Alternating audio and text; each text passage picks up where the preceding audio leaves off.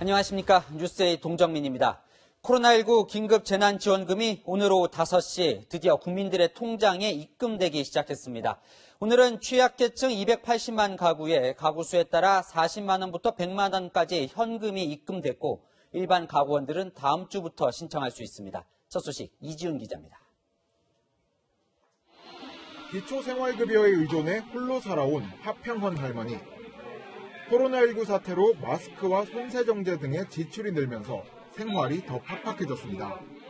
마스크 하나 샀다 하면은 한 닷새도 마당 같은 데다가 이렇게 놓고 땡볕을 쏘이면 괜히 죽는다고 하더라고. 그래서 이제 다시 또 쓰고 다시 쓰고 그래요. 오늘 긴급 재난지원금 40만 원을 받게 되면서 그나마 숨통이 트였습니다.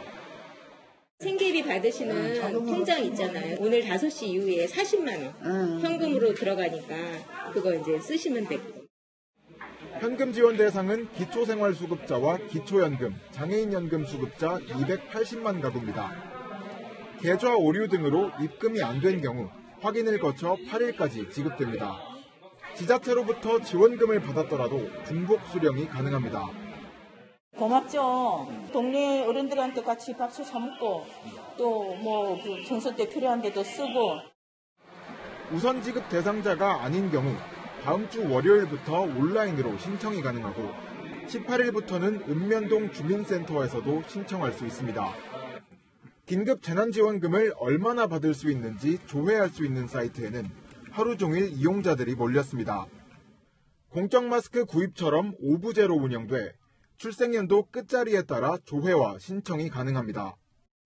8월 18일까지 긴급 재난지원금을 신청하지 않으면 자동으로 기부 처리됩니다. 채널A 뉴스 이지훈입니다. 전 국민이 받는 지원금, 문재인 대통령도 예외가 아니겠죠.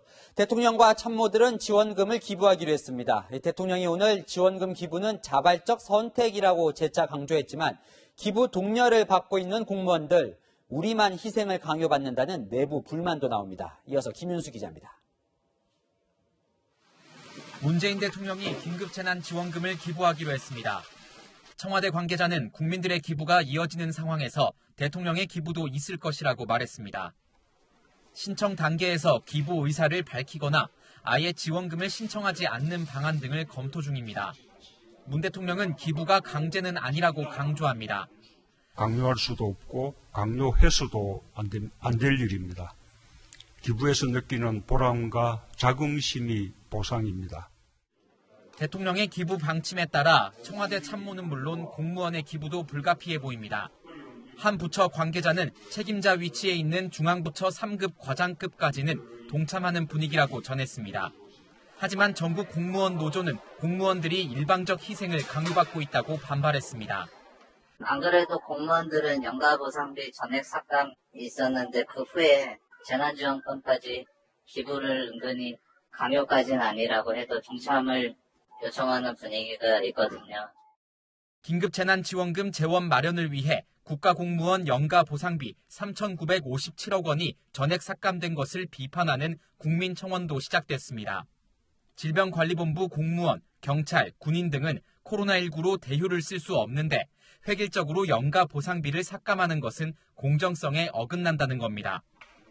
정부와 여당은 기부 금액이 1조 원 이상 될 것으로 전망하고 있습니다. 채널A 뉴스 김윤수입니다. 전 국민이 받는 지원금 대통령도 받지만 강력 범죄를 저지른 수영자도 받게 됐습니다. 수영자가 2인 이상 세대의 세대주일 경우 가족이 대리 수령하는 방안도 검토 중입니다. 최주현 기자입니다.